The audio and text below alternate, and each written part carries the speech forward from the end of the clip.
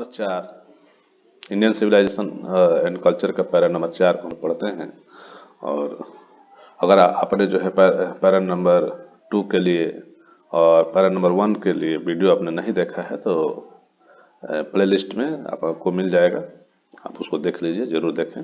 और हम लोग चलते हैं पैरा नंबर 4 की ओर। ये para number 4 Indian civilisation and culture का है। और if this definition is correct, यदि यह परिभाषा सही है, if this definition is correct, यदि यह जो परिभाषा है सही है, then India as so many writers have shown, then India as so many writers have shown, जैसा कि भारत को अन्य लेखकों ने दिखाया है, एंड देन इंडिया में तो भारत को as so many writers have shown, जैसा कि अन्य लेखकों ने दिखाया है, has nothing to learn from anybody else, किसी से भी कुछ सीखने की जरूरत नहीं है, किसी अन्य से कुछ सीखने की जरूरत नहीं है। And this is as it should be, और यह वैसा ही है, यह वैसा ही है जैसा होना चाहिए। Para number 5, we notice that, हम देखते हैं कि, हम पाते हैं कि, हमने जो है ऐसा अनुभव किया है कि दैट कि माइंड इज रेस्टलेस वर्ड, कि मन जो है एक बेचैन पक्षी है, एक बेचैन पक्षी के समान है। द मोर इट गेट्स, जितना वह पाता है, जितना यह पाता है, द मोर इट वांट्स, जितना यह पाता है उतना ही वह पाने की इच्छा रखता है। एंड स्टिल रिमेन्स अनसेटिस्फाइड, और फिर भी असंतुष्ट रहता है। अच्छा, हमें कुछ कितना भी मिल जाए, हमें कोई चीज जितना मिलता है उतना ही हम लोग जो है ज्यादा पाने की इच्छा होती है, ये ठीक है। The more we indulge in our passion, जितना हम जो है विषय में लिप्त होते हैं, जितना अधिक जो है इच्छाओं को बढ़ाते हैं, जितने हम इच्छाओं को बढ़ाते हैं उतने ही जो है और इच्छा, वो इच्छाएं जो है जो होती है, देखिए, the more we indulge in our passion, जितना हम जो है विषय में लिप्त होते हैं, पैशन मीन्स होता है इच्छा, इच्छा होता है, तो आप इच्छाओं में जितना विषय में इच्छा में लिप्त होते हैं, the more unbridled they become, उतने ही वो बेलगाम हो जाते हैं, यानी कि इच्छाएं जो है बेकाबू हो जाती हैं। अगर हमें इच्छा अगर एक चीज की है, अगर वह मिल जाती है तो एक और इच्छा जो है आ जाती है, तो इच्छाएं जो है बढ़ती रहती है, तो अनब्राइडल हो जाते हैं, बेलगाम हो जाते हैं। अनब्राइडल मीन्स होता है बेलगाम। आवर एंसेस्टर, हमारे जो पूर्वज थे, देयर फॉर मैंने इसलिए, देयर फॉर मीन्स इसलिए, आवर एंसेस्टर हमारे पूर्वजों ने set a limit to our indulgences, तो उन्होंने जो है एक सीमा निर्धारित की थी, एक सीमा निर्धारित की थी। आवर इंडल्जेंसेज मैंने विषय की इच्छाओं की एक सीमा निर्धारित कर दी थी कि आपको जो है एक निश्चित सीमा के अंदर जो है अपनी इच्छाओं पर जो है काबू रखना है, उतना ही आपको इच्छा करना है, इन इच्छाओं को ज्यादा बढ़ावा नहीं देना है। दे सा डेट, वे देखते हैं कि, उन्होंने देखा कि happiness was largely a mental condition, यानी कि जो हैप्पीनेस है, जो खुशी है, वह एक मानसिक स्थिति है, ना कि इच्छाओं की पूर्ति है। अगर इच्छाओं की अगर पूर्ति होने से जो है मनुष्य जो है खुश नहीं होता है, बशर्ते यह एक मानसिक प्रक्रिया है। चलिए, यहाँ पे एक उसी के संदर्भ में व्याख्या जो दिया जा रहा है कि a man is not necessarily happy, एक मनुष्य जो है आवश्यक रूप से जो है खुशी नहीं होता है, खुश नहीं होता है, बिकॉज ही इज रिच, माने कि एक मनुष्य जो है आवश्यक रूप से इसलिए नहीं खुश होता है कि वह जो है धनी है, और unhappy because he is poor, और या वह दुखी, गरीब होने के कारण दुखी है। यह जरूरी नहीं है कि कोई व्यक्ति गरीब है तो वह दुखी है, कोई व्यक्ति धनी है तो वह दुखी माने सुखी है, ऐसा नहीं है। द आगे लाइन में लिखा है कि the rich often seen to be unhappy, माने कि जो धनी लोग हैं, धनी लोगों की बात की जाए तो धनी अक्सर देखे जाते हैं कि वे अनहैप्पी होते हैं, खुश नहीं होते हैं। वे क्या होते हैं कि हमेशा दुखी होते हैं, ऐसा देखा जाता है, धनी लोग जो है दुखी होते हैं ऐसे, ठीक है। और यहाँ एक लाइन और है कि millions will always remain poor, लाखों लोग जो हैं कि गरीब रहेंगे, सदा गरीब रहेंगे, ऐसा तो है ही कि गरीबी और अमीरी की प्रक्रिया चलती रहती है, कोई गरीब होता है कोई अमीर होता है, लेकिन फिर भी ज़्यादा जो गरीब लोग हैं वो गरीब ही रह जाते हैं।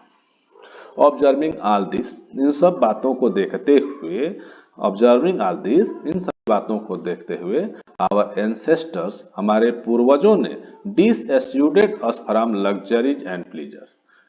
डिसएस्यूडेड मीन्स होता है बचने की सलाह देना, बचने की सलाह दी। Luxuries and pleasure means, luxuries means होता है शान शौकत, और प्लीजर मीन आनंद, यानी कि विलासिता एवं विषय सुख से बचने की सलाह दी। तो हमारे पूर्वजों ने विलासिता और विषय सुख से बचने के लिए सलाह दी, ताकि हम लोग क्या हो, उस जो मेंटल हैप्पीनेस है उसको समझ पाए। They have managed with the same kind of law as existed thousands of year ago. They have managed with the same kind of law as existed thousands of year ago. तो हम, उन्होंने जो है उन सभी मान्यताओं को जो है बरकरार रखा। दे हैव मैनेज्ड, उन्होंने जो है मैनेज करके रखा, the same kind of law, उन्होंने एक ही प्रकार का हल। अब यहाँ हल नहीं है, हल होता है जो जोतने के लिए खेतों में प्रयोग किया था उस हल को। तो एक्सिस्टेड थाउजेंड्स ऑफ ईयर एगो, जो हजारों वर्ष पहले थे, यानी कि हमारे पूर्वजों ने उन जो पुरानी मान्यताएं थे, जो पुराने हल का हम लोग प्रयोग करते, उसी हल को जो है हजारों वर्षों तक उसको संजो कर रखा है, उसको बचा कर रखा है। यानी कहने का मतलब है हमने उन मान्यताओं को आज भी बरकरार रखा है जो हजारों वर्ष पूर्व थे। We have retained the same kinds of cottage that we had in former times. आज भी वैसा ही हमने जो है कुटिया को रखा है। कुटिया, कॉटेज मीन्स कुटिया है, जो पूर्व में था, यानी कि हमारे जो घर हैं, मकान हैं, वैसे ही हैं जैसे बहुत पहले थे, आज भी वैसे ही हैं। एंड आवर इंडल्जेंसेज नहीं, and our indigenous education remains the same as before. और हमारी जो इंडिजीनियस एजुकेशन है, इंडिजीनियस मीन्स होता है घरेलू शिक्षा, हमारी जो घरेलू शिक्षा है वह आज भी पहले की ही तरह है जैसे पूर्व में थी। We have had no system of life corroding competition. हम लोग जो है जीवन को नष्ट करने वाली, जीवन को धीरे धीरे नष्ट करने वाली जो corroding competition है, जो प्रतिस्पर्धात्मक जीवन शैली को हमने जो है अपने जीवन शैली में आने से बचाया, हमने उन्हें आने नहीं दिया। प्रतिस्पर्धात्मक जो जीवन शैली है उसको हमने प्रश्रय नहीं दिया। Each followed his own occupation or trade and charge a regular wages। कि सभी लोग, each followed his own occupation, सभी ने जो है अपने व्यवसाय को करते हैं, अपने व्यवसाय को करते हैं।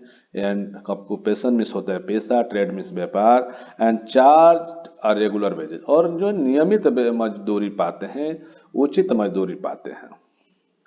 इट वॉज नॉट दैट, ऐसा नहीं है कि we did not know how to invent machinery, ऐसा नहीं था कि हम लोग जो है मशीनों का आविष्कार करना नहीं जानते थे।